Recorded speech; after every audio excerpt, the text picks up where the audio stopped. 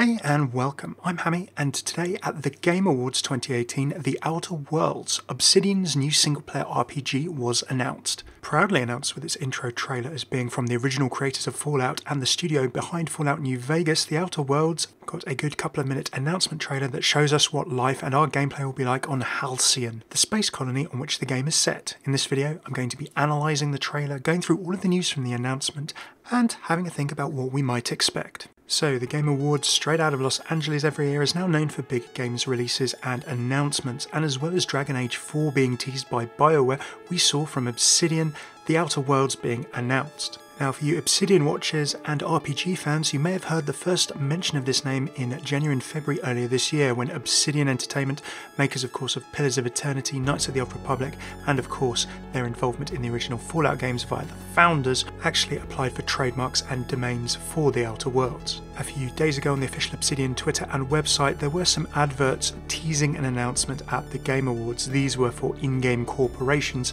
Space's Choice, and Auntie Cleo's. So, The Outer Worlds will be releasing in 2019 on Xbox One, PS4 and PC as apparently a single-player sci-fi RPG. Now here's the basic story of The Outer Worlds. You awake from hibernation on a colonist ship that was lost in transit to Halcyon, the furthest colony from Earth located at the edge of the galaxy.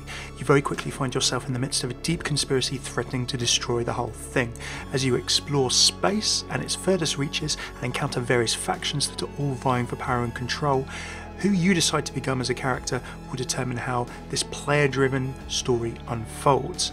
In the corporate equation for the colony, and there are a lot of corporations in the Outer Worlds, you are the unplanned variable. Next up, I'll be analysing the trailer, and now this is a frame by frame, so go and have a look at the official trailer over on Obsidian's YouTube channel if you like. I'll link it in the description below, and then come back to here and let me know what you think. So firstly, we're awoken by some kind of handler, by maybe some kind of scientists on this colony ship by the looks of things. They ask us if we're suffering from any effects of the particular trip. Now the handler actually in the trailer says that the board have a bounty on his head, otherwise he'd go and rescue the colonists that apparently have been abandoned on the edges of the colony himself.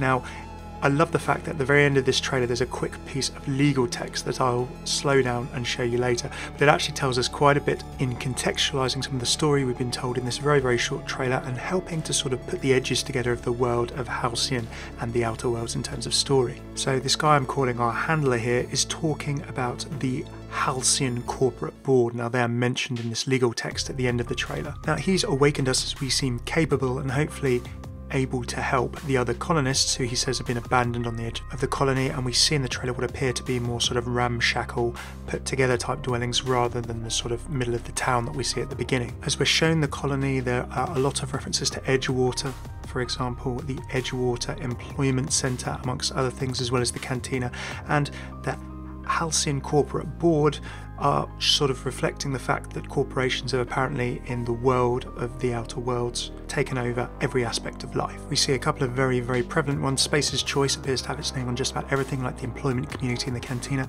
Auntie Cleo's as well. It reminds me a bit of Moms from Futurama.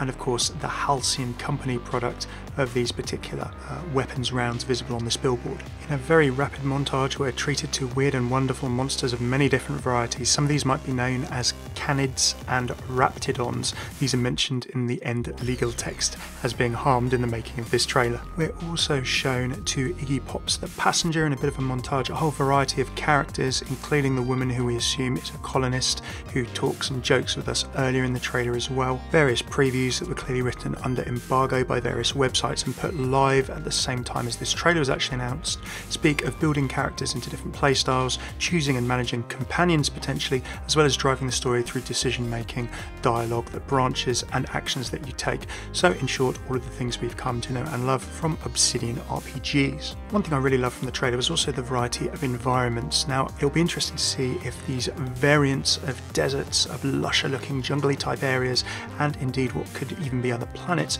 are all on the same planet. Are we travelling all on the same planet of Halcyon, or are we able to travel to different planets with the ship? Now my speculation is that maybe it's all on the same planet, different zones of it. It does look like a day and night cycle at points. We can see what looks and appears to be Edgewater, or if it's not Edgewater, it's the settlement of this trailer shown during the day and by night as well. Now, one thing that really shone through for me and I really enjoyed was the kind of part slapstick but very dark sense of humour in this trailer, and I hope that it goes into the game as well. The phrase is "Welcome to the future" at the end, try not to break it. Ah, there you are. Wondering what's going on, eh? One question first. Are you feeling anything that can be construed as explosive cell death? No? Wonderful. Our handler is at work getting the door stuck with a little bit of a slapstick humour there as he tries to unstick it in the middle of a serious moment in the trailer. And our friend colonist here. And you have to choose now. You know you didn't have to shoot either one, right? But it's fine, I guess. You just keep being you. One thing that really showed off the sort of sense of humour was this end of trailer legal text that I've slowed down. One bit that particularly caught my eye was this advert should be avoided by the pregnant, the elderly and anyone who's eaten in the last 2 hours. So there we have it, the announcement of The Outer Worlds coming in 2019 to Xbox One, PS4 and PC. What did you think of the trailer? Did you like the look of this game? Are you a Fallout fan maybe who's really looking forward to something from Obsidian again? Have you played Fallout 76? Could this be the single player experience you're looking for? And if you're a fan of Obsidian games like Pillars of Eternity 2, Deadfire, or maybe even the original stuff that I love like Knights of the Old Republic and more, maybe you've even played the old Fallouts, are you excited for this next installment, this next outing from Obsidian? Do let me know what you thought of this announcement and indeed anything of the Game Awards announcements. Are you looking forward to Dragon Age 4? In the comments below. If you enjoyed this video, please do throw a like, subscribe as well, and I will be sharing more on The Outer Worlds as well as lore and story from a bunch of games, which is what my channel here, Hammeh, is all about. Cheers for tuning in. I've been Hammeh. Check out all of my other videos on Overwatch lore and more in these playlists here. Take it easy.